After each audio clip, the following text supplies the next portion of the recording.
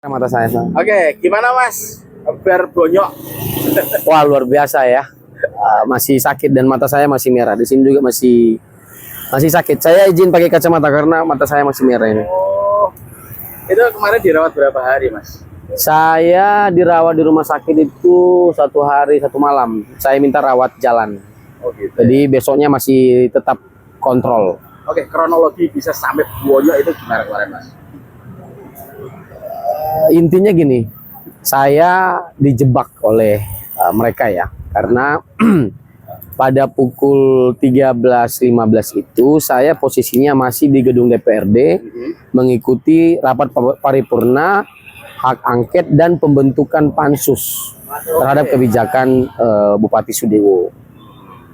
Kemudian tidak lama ada teman saya, Korlap juga bernama Fajar itu memberitahukan saya bahwa dia mendapat informasi dari warga, ada warga yang ditangkap dan disekap polisi di kantor Bupati Pati di Pendopo, dalam Pendopo. Nah, mereka minta tolong untuk kita selamatkan. Tanpa berpikir panjang, kita tadi langsung menuju ke sana.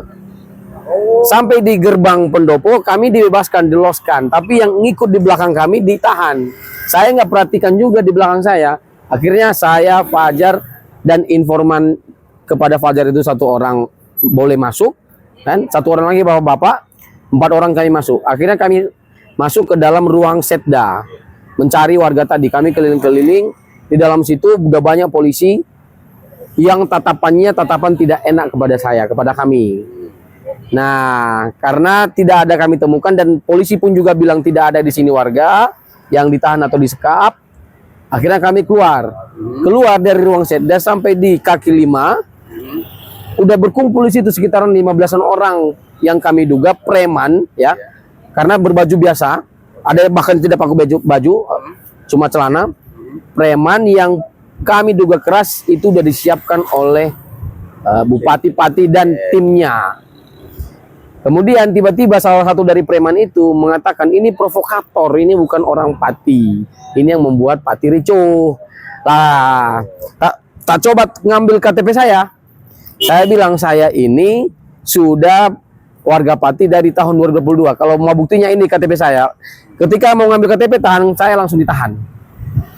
Tiba-tiba dari belakang langsung ada pakai baju hitam lengan ini hitam. Langsung mempiting leher saya. Untungnya lepas kan. Untungnya bisa saya lepas dan saya berbalik badan untuk menyelamatkan diri bersama teman-teman tadi. Ya kan?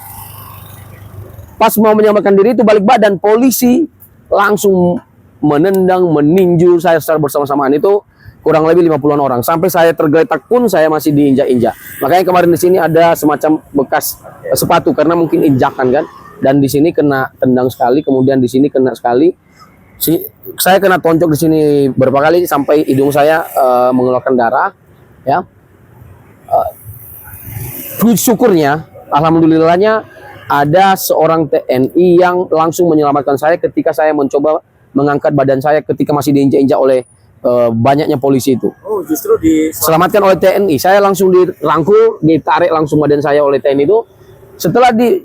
Saat ditarik oleh TNI itu pun saya masih ditinju, ditendang bagian kepala, bagian bahu saya itu oleh polisi yang dari belakang. Saya enggak, kenapa saya bilang polisi? Karena berseragam, pakai baju coklat, seragam mereka. Maka saya ketika udah dibawa oleh TNI itu masuk ke dalam, ditahan di dalam sebuah ruangan, disekap di dalam situ dari 1:30 sampai jam 5:30 hingga akhirnya saya dijemput oleh koordinator hukum dari tim aksi ini dan keluarga saya. Itu pun awalnya tidak diperbolehkan oleh polisi untuk saya dibawa ke rumah sakit. Saat disekap itu, saya sudah minta kepada polisi yang di situ untuk membawa saya ke rumah sakit karena dada saya sakit. Setiap saya menghirup nafas pasti terasa sakit dan nyeri. Jadi saya khawatirnya ada penyakit dalam. Saya minta tolong kepada polisi untuk dibawa ke rumah sakit. Tapi polisi diam saja dan membiarkan saja. Saya tidak tahu maksudnya apa. Apakah ingin mau membunuh saya mati perlahan-lahan apa gimana, saya tidak tahu. Tapi perbuatan kemarin itu oleh polisi yang membiarkan saya mengalami sakit parah di situ adalah, dan disekap di situ adalah perbuatan yang sangat tidak manusiawi. Saya disekap bersama teman-teman yang disekap juga peserta aksi sebanyak kurang lebih 11 sampai 13 orang itu masuk pergi. Ada yang dibawa ke ruangan lain dan ada hingga akhirnya saat kami keluar itu saya bersama 5 orang lainnya yang masih disekap di situ. Terus tuntutannya sendiri apa nih?